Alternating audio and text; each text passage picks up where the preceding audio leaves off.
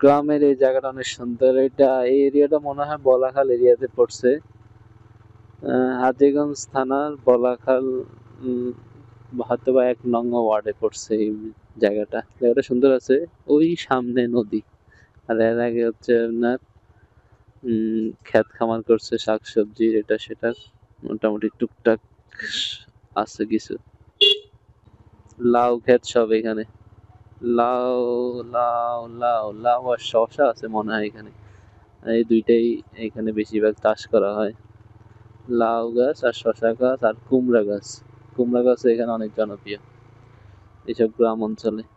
গ্রাম বললেও ভুল হইব, এটা মূল গ্রাম না। মূল গ্রাম আরো ভিতরে, নদীর ওই পার পার হইলে আর কি মূল গ্রাম দেখা যায়। গ্রামের অরিজিনাল দৃশ্য, কালচার সবকিছুই ওইখানে গেলে পাওয়া যায়।